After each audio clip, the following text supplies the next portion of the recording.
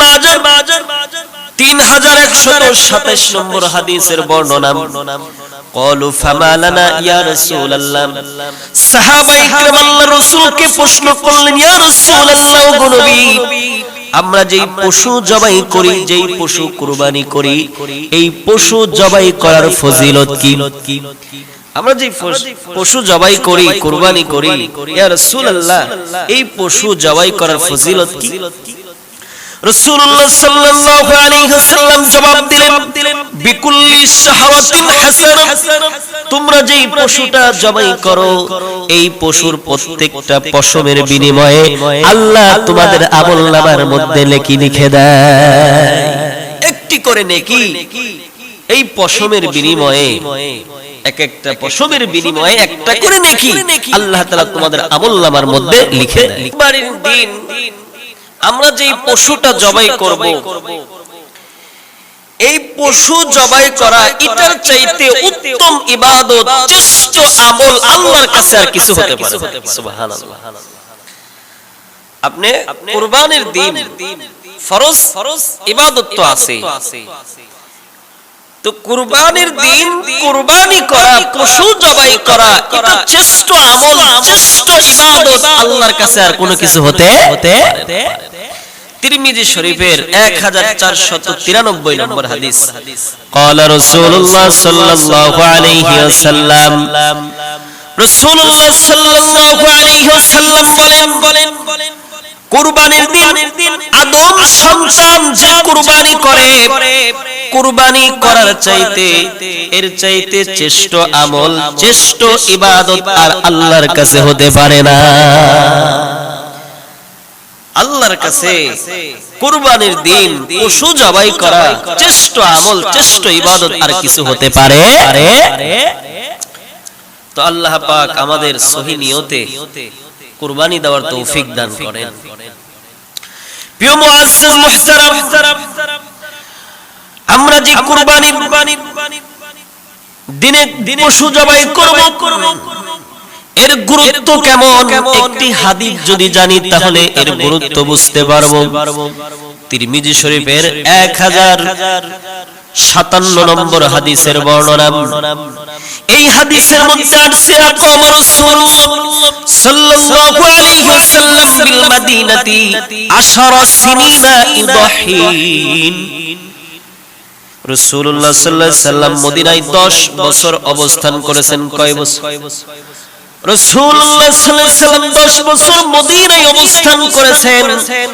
10 বছরই আল্লাহর রাসূল কুরবানি করেছেন। 10 বছর অবস্থান করেছেন মদিনাতে, 10 বছরই আল্লাহর রাসূল সাল্লাল্লাহু আলাইহি ওয়াসাল্লাম কুরবানি করেছেন। তাহলে কতটুকু গুরুত্ব হলে আল্লাহর রাসূল প্রতি বছরই কুরবানি করতেন, এবার নিজে চিন্তা করুন। আল্লাহ আমাদের কুরবানির গুরুত্ব বোঝার তৌফিক দান করেন। আমরা যে কুরবানি করব, পশু জবাই করব, এর ফজিলত কি? প্রিয় মুআজ্জিজ মুহতারাম, গভীর মনোযোগ। কুরবানি দেওয়ার ফজিলত কি? মনোযোগ দিয়ে শুনবেন। লক্ষ লক্ষ টাকা দিয়ে আপনি গরু কিনতেছেন, গরু কিনে জবাই করতেছেন, এর বদলা কি দিবে? এর ফজিলত আল্লাহ কি দিবে? যদি জানেন তাহলে এই কাজের প্রতি আরো গুরুত্ব বেড়ে যাবে, ঠিক কিনা? এক নম্বর ফজিলত, যেই পশুটা আমরা জবাই করব, এই পশুটার খুর থাকবে, শিং থাকবে, পশম থাকবে, থাকবে কিনা? পশম থাকবে, খুর থাকবে, হ্যাঁ, শিং থাকবে, থাকবে কিনা? তিরমিজি শরীফের বর্ণনা 1490 নম্বর হাদিস। এই হাদিসের শেষে বলা হচ্ছে, ওয়া ইন্না লা তাতি ইয়াউমাল কিয়ামাতি বিকিরানিহা ওয়া আশারিহা ওয়া আজলাফিহা। রাসূলুল্লাহ সাল্লাল্লাহু আলাইহি ওয়াসাল্লাম বলেন, কুরবানির পশু কিয়ামতের ময়দানে তার খুর, তার পশম, তার শিং, যেই ব্যক্তি কুরবানি দিবেন ওই ব্যক্তির জন্য কিয়ামতের ময়দানে আল্লাহর কাছে সাক্ষী হয়ে দাঁড়াবে। সুবহানাল্লাহ, আল্লাহর কাছে সাক্ষী হিসেবে দাঁড়িয়ে যাবে। যেই গরুটা কুরবানি দেওয়া হবে তার পশম খুর তার শিং আল্লাহর কাছে তার জন্য সাক্ষী হয়ে দাঁড়িয়ে যাবে। সুবহানাল্লাহ। প্রিয় মুআজ্জাজ মুহতারাম, আমরা যেই পশুটা কুরবানি করব এই পশুর পশম থাকে, এর ফজিলত এক একটা পশমের বিনিময়ে আল্লাহ তাআলা একটি করে নেকি যে কুরবানি দিবে তার আমলনামায় দিয়ে দেয়। প্রত্যেকটা পশমের বিনিময়ে একটি করে নেকি তার আমলনামায় আল্লাহ তাআলা দিয়ে দেয়। সুবহানাল্লাহ। আপনি যেই টাকা দিয়ে পশু ক্রয় করেছেন আপনি ওই গরুর পশম গুনতে পারবেন? সম্ভব? প্রিয় মুআজ্জাজ মুহতারাম বাবাজিরা আমার, ইবনে মাজাহ 3127 নম্বর হাদিসের বর্ণনা, ক্বালু ফামা লানা ইয়া রাসূলুল্লাহ, সাহাবায়ে কিরাম আল্লাহর রাসূলকে প্রশ্ন করলেন, ইয়া রাসূলুল্লাহ গো নবী, আমরা যেই পশু জবাই করি, যেই পশু কুরবানি করি, এই পশু জবাই করার ফজিলত কি? আমরা যে পশু জবাই করি, কুরবানি করি, ইয়া রাসূলুল্লাহ এই পশু জবাই করার ফজিলত কি? রাসূলুল্লাহ সাল্লাল্লাহু আলাইহি ওয়াসাল্লাম জবাব দিলেন, বিকুল্লি শাহওয়াতিন হাসানাহ, তোমরা যেই পশুটা জবাই করো এই পশুর প্রত্যেকটা পশমের বিনিময়ে আল্লাহ তোমাদের আমলনামার মধ্যে নেকি লিখে দেয়। একটি করে নেকি এই পশমের বিনিময়ে, এক একটা পশমের বিনিময়ে একটা করে নেকি আল্লাহ তাআলা তোমাদের আমলনামার মধ্যে লিখে দেয়। সুবহানাল্লাহ। তাহলে চিন্তা করেন কি পরিমাণ সওয়াব আল্লাহ তাআলা যারা কুরবানি দিচ্ছেন তাদেরকে দান করেন। প্রিয় মুআজ্জাজ মুহতারাম, আল মুস্তাদরাকুল হাকিম একটি কিতাব আছে, এই কিতাবের মধ্যে আছে আল্লাহর রাসূল তার মেয়ে হযরতে ফাতেমা রাদিয়াল্লাহু তাআলা আনহাকে বললেন, ও ফাতেমা তুমি কি জানো পশু জবাই যে তোমরা করো, পশু যে কুরবানি করো এর ফজিলত কি? তুমি কি জানো? তুমি যে কুরবানি দাও, পশু জবাই করো, এর ফজিলত তুমি কি জানো? আল্লাহর রাসূল সাল্লাল্লাহু আলাইহি ওয়াসাল্লাম ফাতেমাকে বললেন, ফাতেমা শোনো, তুমি যেই পশু জবাই করো এই পশুর রক্ত জমিনে পড়ার আগেই তোমার অতীতের সব গুনাহ আল্লাহ তাআলা মাফ করে দেয়। তুমি যেই পশুটা জবাই করো এই পশুর এক ফোঁটা রক্ত জমিনে পড়ার আগেই তোমার অতীতের গুনাহ আল্লাহ তাআলা মাফ করে দেয়। সুবহানাল্লাহ। তাহলে চিন্তা করেন প্রিয় মুআজ্জাজ মুহতারাম, কি পরিমাণ সওয়াব আপনাকে আমাকে আল্লাহ তাআলা দিচ্ছেন। আল্লাহ পাক সহিহ নিয়ত নিয়ে আমাদেরকে কুরবানি করার তৌফিক দান করেন। প্রিয় মুআজ্জাজ মুহতারাম, আমরা যারা কুরবানি দিচ্ছি, যারা পশু কিনেছি বা কিনবো, আমরা চারটা বিষয় লক্ষ্য করব। কয়টা বিষয়? চারটা বিষয় লক্ষ্য করব। এক নম্বর, নিয়ত ঠিক রাখতে হবে। দুই নম্বরে টাকাটা হালাল রাখতে হবে। তিন নম্বরে শরীয়ত মোতাবেক কুরবানি দিতে হবে। শরীয়ত মোতাবেক কুরবানি দিতে হবে। এখন শরীয়তে আছে আল্লাহু আকবার বলে জবাই করার নিয়ম, আপনি বলতেছেন না আমার নিয়মে আমি কুরবানি করব, হবে? হবে না। তিন নম্বরে শরীয়ত মোতাবেক কুরবানি করতে হবে। চার নম্বরে একমাত্র কুরবানি করবেন একজনকে খুশি করার জন্য। চিল্লায়া বলেন তিনি কে? আল্লাহকে খুশি করার জন্য কুরবানি করতে হবে। প্রিয় মুআজ্জাজ মুহতারাম, এবার খেয়াল করেন, এক নম্বরে বললাম গরু যখন কিনবেন, কুরবানির যখন নিয়ত করবেন এই নিয়তটা সহিহ হতে হবে। যেমন সহিহ বুখারীর শুরুতে একটি হাদিস আছে, কম বেশি আমাদের সকলেরই এই ইবারতটা মুখস্থ, হাদিসটির অর্থ মুখস্থ। আল্লাহর রাসূল সাল্লাল্লাহু আলাইহি ওয়াসাল্লাম বলেন, ওমর ইবনুল খাত্তাব রাদিয়াল্লাহু তাআলা আনহুর বর্ণনা, রাসূল বলেছেন, ইন্নামা আ'মালু বিন্নিয়াত, সকল আমলের প্রতিদান নির্ভর করে তার নিয়তের উপরে। ঠিক কি না? সকল আমলের বদলা প্রতিদান নির্ভর করে তার কিসের উপরে? নিয়তের উপরে।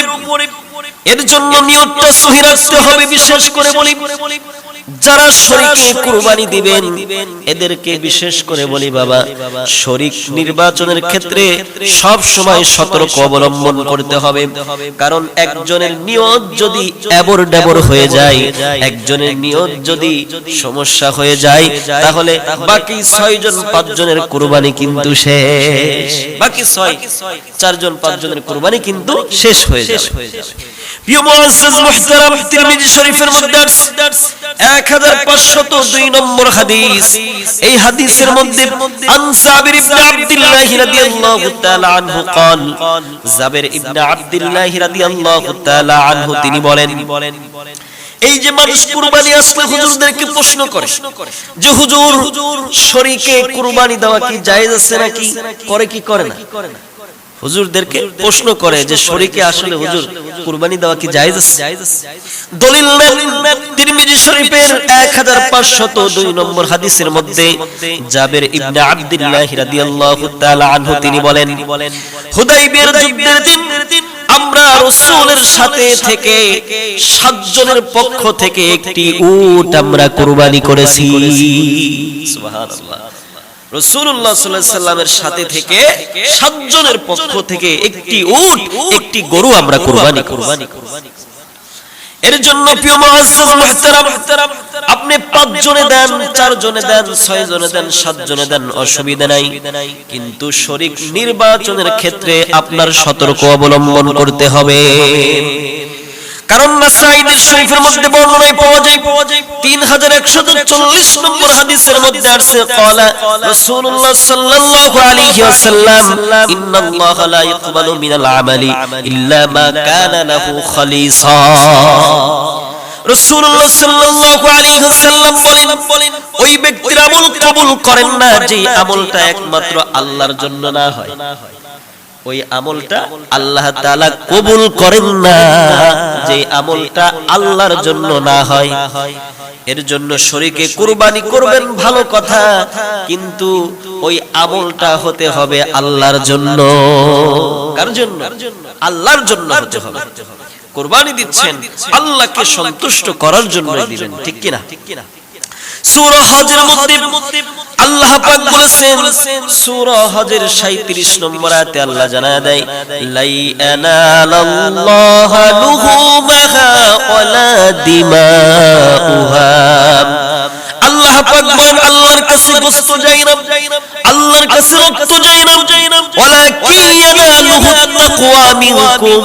আল্লাহর কাছে তোমাদের তাকওয়া যায়, তোমাদের নিয়ত যায়। আল্লাহর কাছে গোশত যায় না, আল্লাহর কাছে রক্ত যায় না, আল্লাহর কাছে তোমাদের তাকওয়া, তোমাদের নিয়তটা কি, ওই নিয়তটা বুঝতে।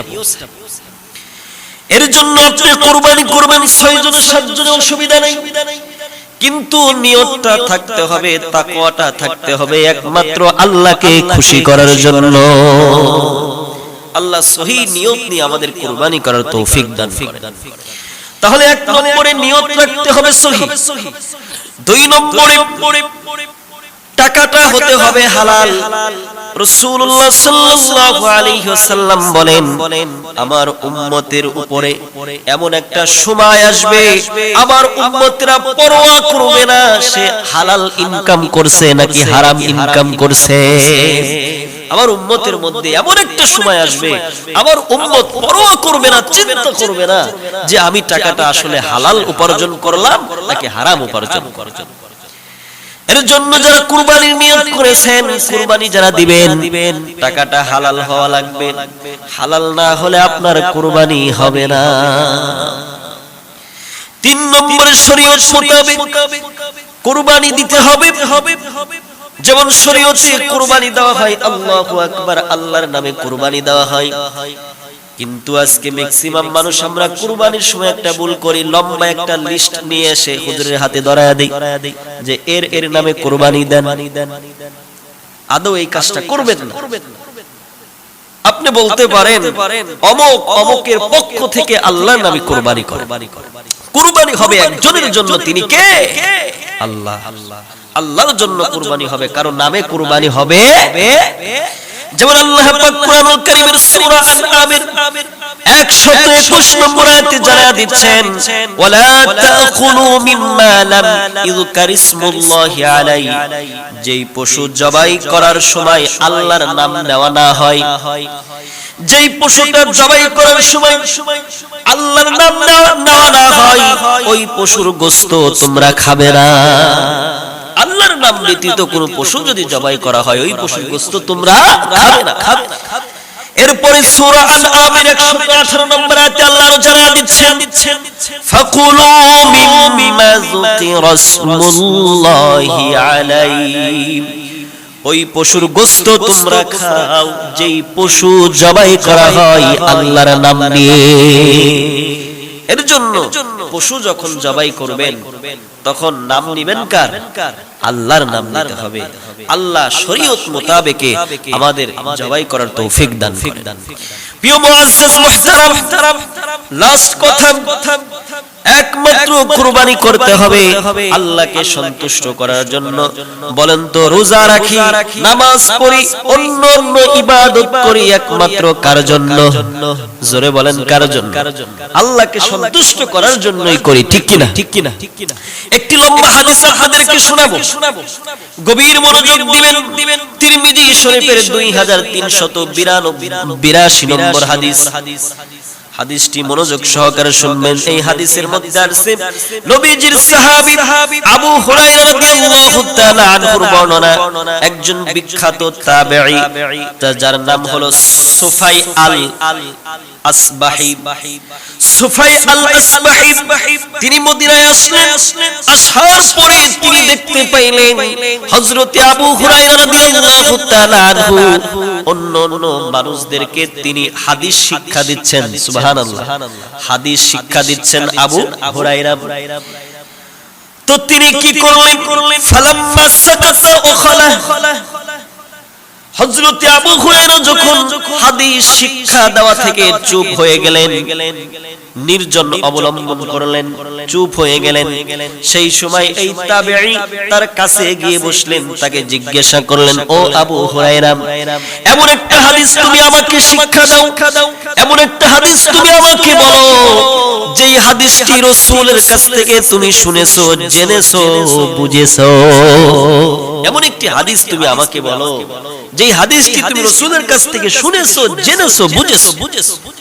হযরতে আবু হুরায়রা রাদিয়াল্লাহু তাআলা আনহু তিনি ওই তাবেঈকে বললেন, আল্লাহর কসম করে বলি, এমন একটি হাদিস তোমাকে আমি এখন শোনাবো যেই হাদিসটি রাসূলের কাছ থেকে আমি শুনেছি, রাসূলের কাছ থেকে জেনেছি, বুঝেছি। রাসূলের কাছ থেকে জেনেছি, বুঝেছি, এমন একটি হাদিস তোমাকে আমি এখন শোনাবো। হাদিসটি এখনো বলে নাই। এই কথাটা বলার সঙ্গে সঙ্গে হযরতে আবু হুরায়রা রাদিয়াল্লাহু তাআলা আনহু বেহুশ হয়ে গেলেন।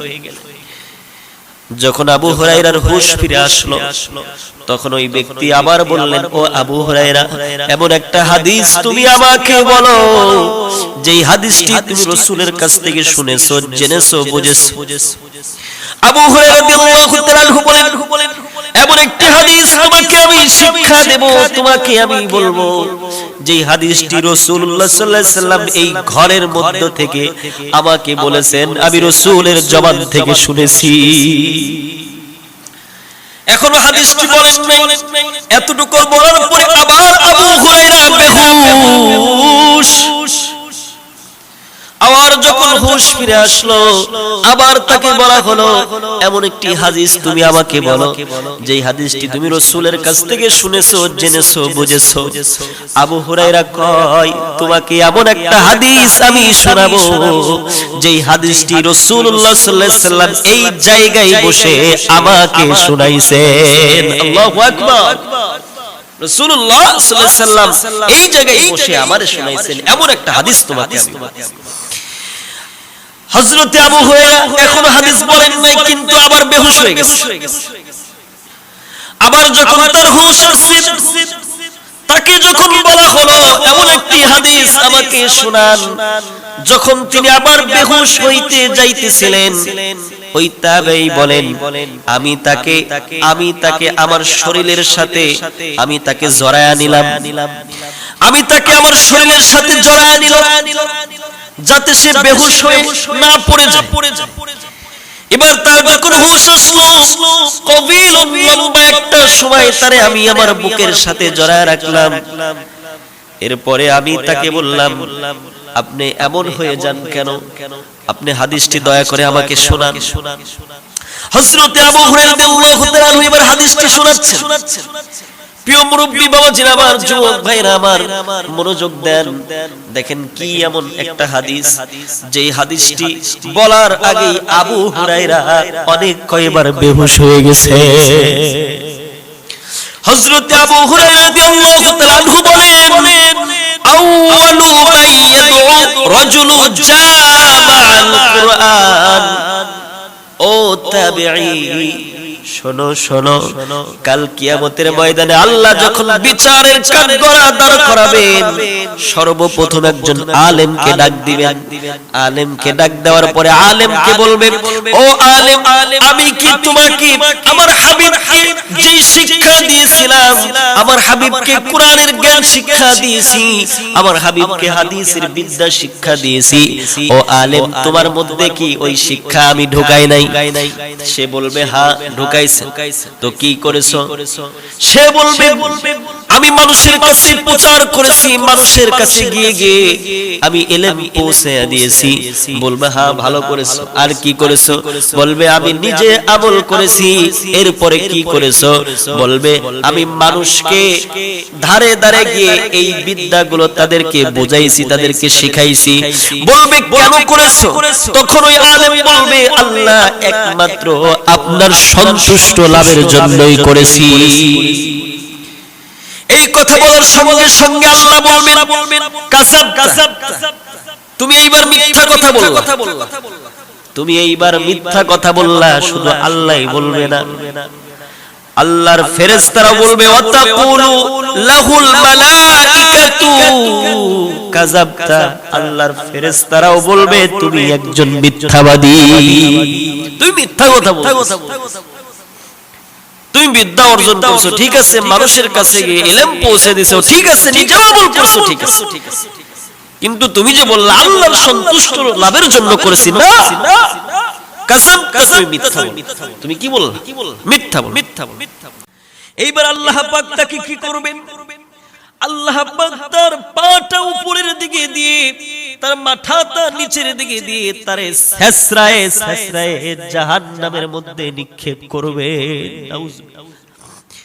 এইবার আল্লাহ পাক ডাক দিবেন, রাজুলুন কুতিলা ফি সাবিলিল্লাহ, রাজুলুন সাহিবুল মাল। আল্লাহ পাক এইবার সম্পদশালী ব্যক্তিকে ডাক দিবেন। সম্পদশালী ব্যক্তিকে ডাক দিয়ে বলবে, আলাম ওয়াসি আলাইকা, আমি কি তোমারে কোটি কোটি টাকার মালিক বানাই নাই? আমি কি তোমাকে অনেক সম্পদ দেই নাই? আমি কি তোমাকে 4 বিঘা 5 বিঘা 10 বিঘার মালিক বানাই নাই? তখন ব্যক্তি বলবে, হ্যাঁ বানাইছেন। তো কি করছো? তখন সে বলবে, আমি আল্লাহ আপনার রাস্তায় ব্যয় করেছি, খরচ করেছি। কই কেন করেছো? আল্লাহ আপনার সন্তুষ্ট লাভের জন্য করেছি। তখন আল্লাহ বলবে, কাযাবতা, না না, তুমি এইবার মিথ্যা বলেছো, তুমি আমার সন্তুষ্টর জন্য করো নাই, তোমারে আমি লক্ষ লক্ষ টাকার মালিক বানাইছি, তুমি আমার সন্তুষ্ট লাভের জন্য করো নাই, তুমি মানুষকে দেখানোর জন্য করেছো। মানুষ তোমাকে দানশীল বলবে, এর জন্য তুমি দান করেছো। মানুষ তোমাকে বড় টাকাওয়ালা, সম্পদওয়ালা, দানশীলওয়ালা ব্যক্তি বলবে, এর জন্য তুমি দান সদকা করেছো। তুমি মিথ্যা বললা। তাকে ওইভাবে জাহান্নামের মধ্যে নিক্ষেপ করা হবে। এরপরে আল্লাহ তাআলা ডাক দিবেন, রাজুলুন কুতিলা ফি সাবিলিল্লাহ। আল্লাহ তাআলা এবার ডাক দিবেন, আল্লাহর রাস্তায় যারা জিহাদ করেছে, আল্লাহ তাআলা যাকে তৌফিক দিয়েছেন জিহাদ করার জন্য, তাদেরকে ডাক দেওয়া হবে। তারা বলবে, আল্লাহ আপনার সন্তুষ্ট লাভের জন্যই জিহাদ করেছি। আল্লাহ তখন বলবে না না না, আমার সন্তুষ্ট লাভের জন্য তুমি জিহাদ করো নাই, মানুষ তোমাকে বীর বলবে, পালোয়ান বলবে, এর জন্য তুমি জিহাদ করেছো, আমার সন্তুষ্ট লাভের জন্য করো নাই। মানুষ তোমাকে বীর বলবে, বাহাদুর বলবে, এর জন্য জিহাদের ময়দানে গেছো, আমার সন্তুষ্ট লাভের জন্য করো নাই, অথচ তুমি জাহান্নামী। নাউজুবিল্লাহ। তো এই হাদিসটি বলার কারণ হলো কি, হযরত আবু হুরায়রা তিনি বেহুশ হয়ে গেলেন কেন? কারণ সর্বপ্রথম আলেমকে ডাক দিবে, আলেমকে জিজ্ঞাসা করবে। কারণ হযরত আবু হুরায়রা ছিলেন একজন বিখ্যাত আলেম, এর জন্য আলেম তিনি ছিলেন, এর জন্য হাদিসটি বলার আগেই হযরত আবু হুরায়রা বারবার বেহুশ হয়ে যাচ্ছিলেন। মুআজ্জাজ মুহতারাম, হাদিসটি বলার কারণ হলো যারা আমরা কুরবানি করব, আমাদের নিয়তটা একমাত্র থাকতে হবে কি, আল্লাহর সন্তুষ্ট লাভের জন্যই কুরবানি করব। ঠিক কি না? আল্লাহ আমাদের নিয়ত সহি করে হালাল টাকা উপার্জন করে এই হালাল টাকা দিয়ে আমাদের সকলকে আল্লাহর সন্তুষ্ট লাভের জন্য কুরবানি করার তৌফিক দান করুন।